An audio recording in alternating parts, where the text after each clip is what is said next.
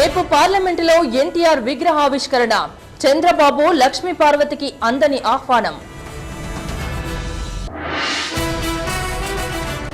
కూకట్పల్లిలో అక్రమ కట్టడాల కూల్చివేత. రాళ్లు రువ్విన స్థానికులు, పోలీసుల లాఠీచార్జ్. భారత భూభాగం నుంచి వెనక్కి తగ్గిన చైనా. ఖుర్షిద్ పర్యటనకు తొలగిన అడ్డంకులు. కుంభమేళా వేదికగా కాసింబాబా లీలలు. నేతల అండతో గంజాయి వ్యాపారం.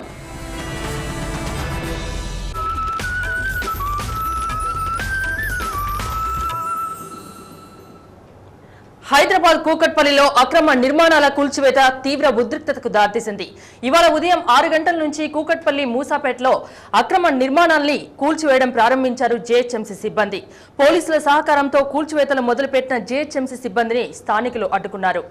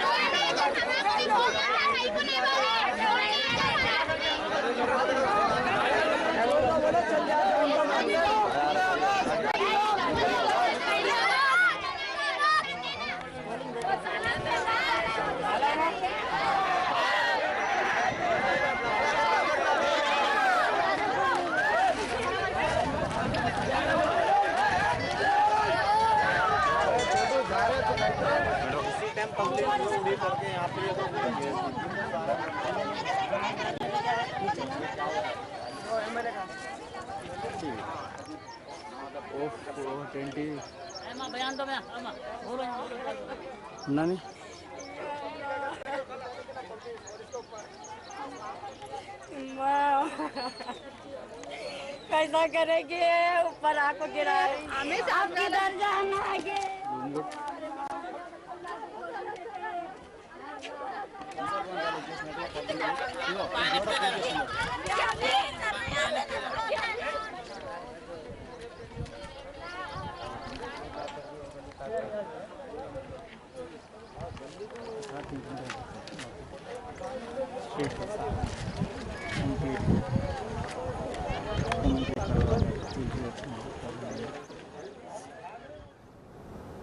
విశ్వవిఖ్యాత నట సార్వభౌముడు నందమూరి తారక రామారావు తెలుగువాడి ఆత్మగౌరవాన్ని దశ దిశలా చాటిన యుగ పురుషుడు. ఇప్పుడు ఆయన్ని గౌరవించుకునే భాగ్యం మరోసారి దేశానికి దక్కింది. మే 7వ తేదీన పార్లమెంటు ఆవరణలో ఎన్టీఆర్ విగ్రహావిష్కరణ జరగనుంది. తెలుగు వాళ్లంతా సంతోషపడే సమయం ఇది. తెలుగు జాతి మొత్తం గర్వపడే తరుణం ఇది. కానీ అదే సమయంలో రసవతర రాజకీయానికి కూడా అన్నగారి విగ్రహావిష్కరణ కార్యక్రమం వేదికవుతోంది.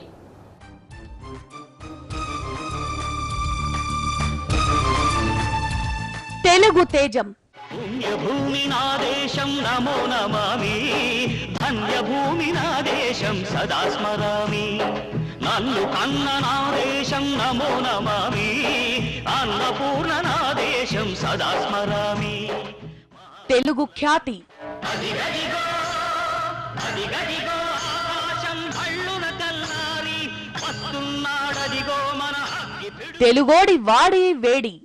హరిజన గిరిజన దళిత వర్గాలు ఊడల్లో అడవుల్లో గుడిసెల్లో మగ్గిపోతూ ఉంటే చూచి భరించలేక వెనకబడిన తరగతులు ఇంకా ఇంకా అట్టడుగుకు తొక్కివేయబడుతుంటే సహించలేక తెలుగోడి ఆత్మ గౌరవం.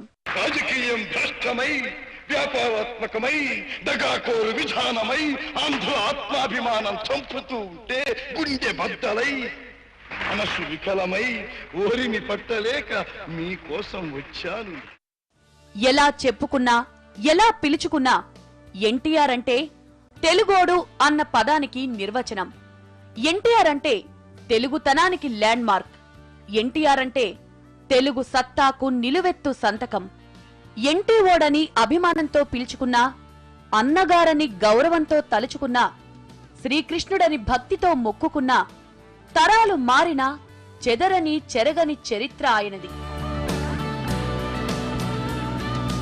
ఏప్రిల్ 7వ తేదీ మంగళవారం ఉదయం 10:30కు పార్లమెంట్లో ఎన్టీఆర్ విగ్రహావిష్కరణ జరగనుంది.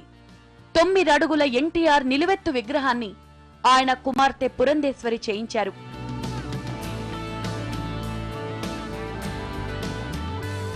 ప్రధాని మన్మోహన్, కాంగ్రెస్ అధినేత్రి సోనియా, బీజేపీ సీనియర్ నేత అద్వానీ, లోక్సభలో విపక్ష నేత సుష్మా స్వరాజ్తో సహా మరెందరో ప్రముఖులు ఈ కార్యక్రమానికి హాజరవుతున్నారు.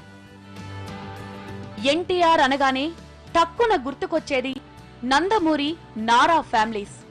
మరి ఎన్టీఆర్ విగ్రహావిష్కరణకు ఎవరు వెళ్తున్నారు, ఎవరు వెళ్లడం లేదు? వెళ్లని వాళ్లు ఎందుకు వెళ్లడం లేదు? అన్నగారి విగ్రహం చుట్టూ ఆయన వాళ్ల రాజకీయం ఇంకా కంటిన్యూ అవుతూనే ఉందా? ఒకటి కాదు, రెండు కాదు, 13 ఏళ్లుగా పార్లమెంట్లో ఎన్టీఆర్ విగ్రహ ఏర్పాటు కోసం ప్రయత్నాలు జరుగుతూనే ఉన్నాయి. ఇటు చంద్రబాబు, అటు పురంధరేశ్వరి అన్నగారి బొమ్మ చుట్టూ చాలా రాజకీయమే చేశారు. ఎన్నో పంతాలు, మరెన్నో ఎత్తుగడల తర్వాత ఇన్నాళ్లకు విగ్రహ ప్రతిష్టకు రంగం సిద్ధమైంది. అధినేత చంద్రబాబు విగ్రహావిష్కరణకు వెళ్లడం లేదు. ఆహ్వానం అందని కారణంగానే బాబు వెళ్లడం లేదు. తమ పార్టీ అధినేతకు ఆహ్వానం పంపకపోవడంపై లోక్సభ స్పీకర్ను వివరణ కోరి గైర్హాజరులో బాబు తప్పే లేదని చెప్పేందుకు టీడీపీ ఎంపీలు వ్యూహరచన చేస్తున్నారు. ఎన్టీఆర్ తనయుడు, చంద్రబాబు వియ్యంకుడు బాలకృష్ణ విగ్రహావిష్కరణకు హాజరు కానున్నారు. ఇదే విగ్రహానికి సంబంధించి పురంధేశ్వరిని టార్గెట్ చేస్తూ బాబుకు మద్దతుగా నిలుస్తూ గతంలో బాలయ్య లేఖాస్త్రం కూడా సంధించారు. టీడీపీ రాజ్యసభ సభ్యుడు ఎన్టీఆర్ తనయుడు హరికృష్ణ విగ్రహావిష్కరణ కార్యక్రమానికి హాజరవుతున్నారు.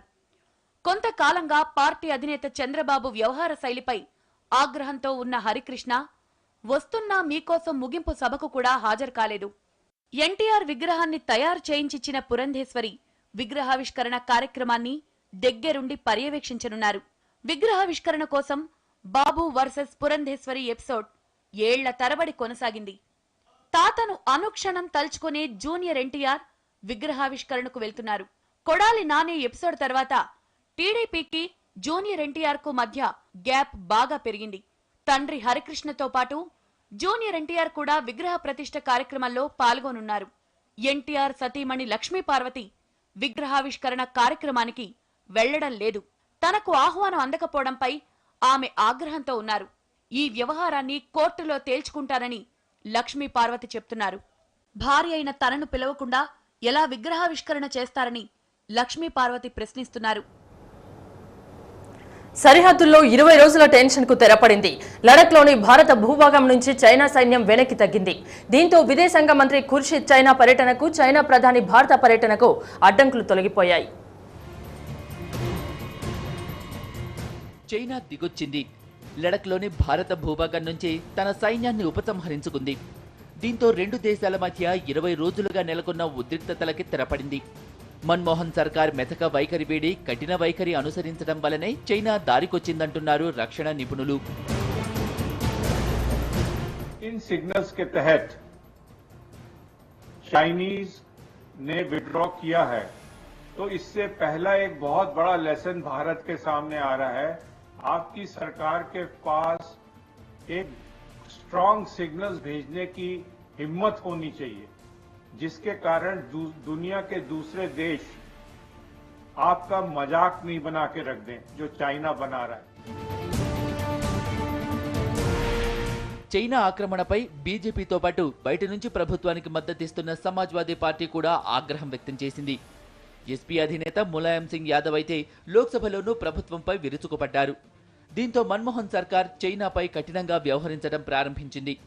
పైకి చెప్పకపోయినా చైనా సైన్యం విత్డ్రా కాకపోతే విదేశాంగ మంత్రి చైనా పర్యటన, చైనా ప్రధాని భారత పర్యటన రద్దవుతాయని పరోక్ష సంకేతాలు పంపించింది. దీంతో China దారికొచ్చింది. Chinese have withdrawn after clear signals have gone to them. So far there were no clear signals going from Government of India. Government of India acted under the public pressure finally after so many days, and the two signals that appears to have gone, and if you remember Mr. Mulayam Singh said that Government of India is now serious when he was briefed and they're going to take some action. One of the action that appears is Salman Khurshid's visit was going to be cancelled. The second signal was that the Premier of China is not going to be allowed to come to India, and there's going to be an indefinite postpone of his visit.